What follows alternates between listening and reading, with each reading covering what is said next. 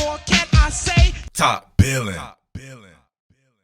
Man, Hawks fans, I feel for you guys, but damn, I really feel bad for my boy Geno Smith because he was out there wheeling and dealing. It was looking like 2011 Geno Smith back at West Virginia. They were running a pure spread with this guy, really playing towards his strengths, and then this happens right here. This is not his fault right there. You can see the mesh concept here happening with DK Metcalf and one Tyler Lockett. So Geno Smith had the right idea. As you remember, he was scrambling out the pocket. He detached. Vincent Fuller right here, right in his way. So he's already done right there. He's impeding the progress. He knows he has to get out of his way. And I've seen lesser things than this called in the NFL. Check it out right here. If you can slow this down. His knee clicks him right there in the damn ankle, which causes his leg to go over and then click itself. Because we know Tyler Lockett, he probably weighs about 98 pounds. So his leg clicked. He's all in the air flailing and everything. He falls. And the ball, if Tyler Lockett would have cleared this would have been easily a completion to Tyler Lockett. Instead, he jackhammers himself. He's done. It did looks like he tried to kick out too. What was this? I don't know. Ooh, looks like he tried to kick out a little bit. There may have been frustration there, but then game-ending pick. Come on, man. Geno was wheeling and dealing. I love what I saw from Geno Smith on those last couple of drives that he got a chance to play. I hated what I saw from that defense. I'm not going to lie. I think it might be time for Pete Carroll to hang it up on the defensive side of the ball. He is a defensive guru. There's no doubt about it. I love what he does with defensive backs, but his scheme is antiquated, in my opinion, or it needs an adjustment that he just won't make because they were running dig routes all game long, targeting the middle of the field and being able to break off big chunks of yardage. So they were giving up those chunk plays in the middle. So this was the answer to that. Was instead of having a shallow zone drop by the off-ball linebackers, they actually had Bobby Wagner here going with Cooper Kupp, who looks like he's pretty much clearing out, maybe running an over route or something like that, have him get him man-to-man and trail him. But what they did with that is they know there would be a void still in the middle of the field, come right behind that with Robert Woods here to the middle of the field and do it time and time again. Just continue to get that. Back to the basket, play action fake there. Sony Michel picking up the blitz here by Jordan Brooks. And if you send Jordan Brooks, who's going to be left in the middle of the field? Yeah, you drop Darrell Taylor here in kind of a fire zone. And then, look, he could have probably led Higbee here. But, look, there's a levels to this guy. Higbee here, Robert Woods coming on that dig route, and then of course you got the over route here. So you got the levels concept there, pretty much flooding, bang, right in the middle of the field, time and time again. Nothing they could do to adjust to this. I don't know. You know what I'm saying? You got to have the answers to that. In my opinion, probably a personnel adjustments, if anything, right? Put Marquise Blair there. Do what you can do right there. Maybe they start chunking you in the run game, which you were struggling with in the run game to me anyway. But better than them getting chunks of plays down the middle time and time again throughout this entire game, man. It was terrible to watch. Same exact play right here, but a different counter from Seattle. This was the one that I was saying before with the zone drop by the off-ball linebacker. Over route by Cooper Kupp. Behind that, a dig route by Robert Woods. This time he clears this.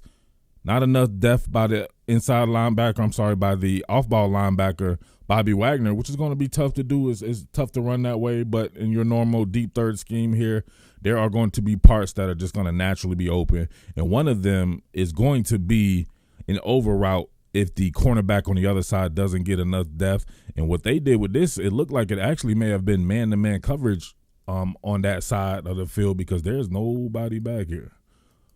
Let's look at it from this direction here. You got DJ Reed here, who is handling up business. You know what I'm saying? Very, very competitive over there.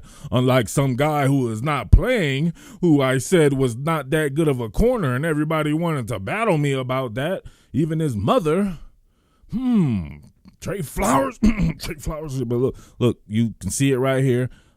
Jamal Adams with the back out of the backfield in the flat. DJ Reed looks like he's in Mortal Kombat right here. Instead, yeah, he's going man coverage. There's a vacation on that portion of the field.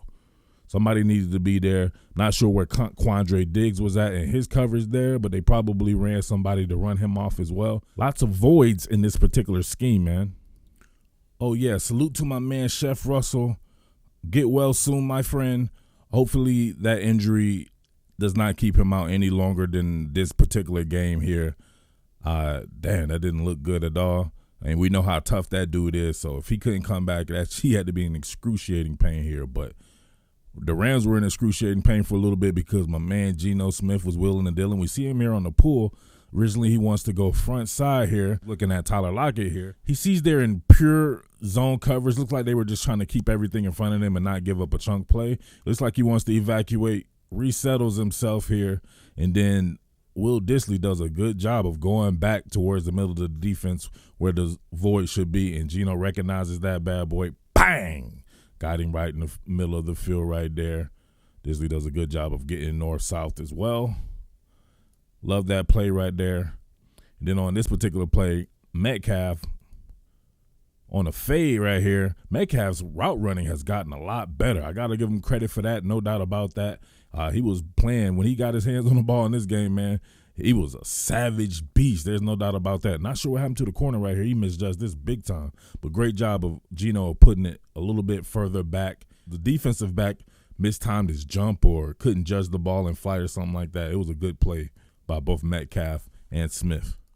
Same exact concept, just a different form of execution, figuratively speaking here. Tyler Higbee this time on a deep crosser. You're going to have Cooper Kupp this time working hook, but then you'll have right behind that dig route by Robert Woods, and you already know the deal. Not sure why you couldn't adjust this. I know everybody's going to blame Ken Norton, but guess what? Ken Norton's running Pete Carroll's defense. I've told you this last year. You guys don't want to listen. He was taught the scheme by Pete Carroll. This is Pete Carroll's defense. He's going to run it exactly how Pete wants to run it. You can get rid of that man all you want. Guess what? The next guy is going to be having to deal with Pete Carroll as well.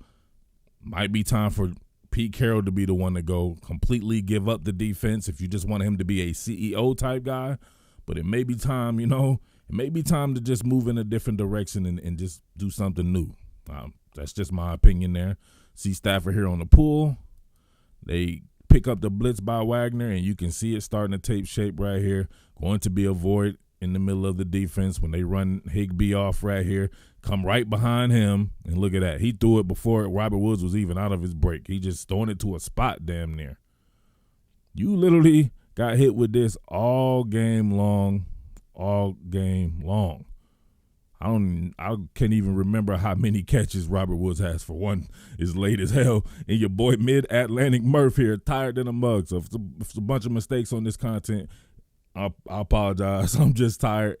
And I just wanted to get you guys something out because I know who you guys are. When you lose, shit ain't happening around here. So I just wanted to get my thoughts on that and let you guys really vent in the comment section. Let me know what's going on. This started out looking good with that Colts game, but that San Francisco game as well may have caught a little bit of a break there. It was a really good game. But guess what? This game wasn't like you got blown out or anything like that, and the Rams are a good team. Seattle was right there. Definitely going to have to adjust. Other teams are going to start copying this. You got to think about that. Copycat league. Go ahead and put my face in the incinerator because I know people are going to talk about it. Listen, I'm a huge Jamal Adams fan, but not a huge Jamal Adams fan when he's playing at depth. That's not his game. He needs to be around the line of scrimmage, being sent on blitzes and everything. If you have to play more of a two-deep zone in a game, like with the Rams, because these guys can be explosive, take him off the field. Put someone else back there. Anyone, right? He shift Ugo Amadi back there or something like that. It doesn't. Marquise Blair, somebody. Take him off. Make sure he stays in shallow zone coverage at the very most. So I don't know what to tell you. But what happened to Sidney on this one as well? Why is he pretending like he's passing this off like it's covered 2 or something like that? And then he starts to still run with him. I don't get this right here. And, of course, Jamal Adams looked extra stiff back there trying to do this. I'm not sure why he panicked and tried to get in front. He thought he wanted to race Deshaun Jackson or something like that. He made sure to just continue to track the ball when he was going that far. But then he outruns the play, right? He's going to show off his speed. Like, I'm faster than people think. But Sidney Jones as well. I'm not sure what Sidney Jones was doing on this, and we don't got to play the rest of it. You already know. Oh, man. I don't know to tell y'all. They could have had this game. Obviously, Russell Wilson going down didn't help, but Geno Smith came in and did his thing as well. But I think it could have been a much better defensive performance. While the Rams didn't have a ton of points, they had a ton of explosive plays, and I don't know, Seattle just looked discombobulated. It was a bend but don't break effort, but to me, you broke too many times, and it was too many lapses in judgment.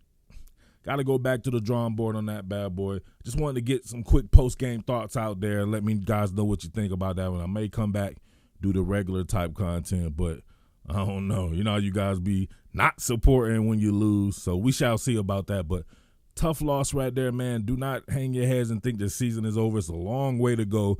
And as you see right there, Seattle was right there with the Los Angeles Rams and just came off beating the San Francisco 49ers too, so we shall see. All right, but it's your boy Murph, the Underground King. Peace. What more can I say? Top Billin.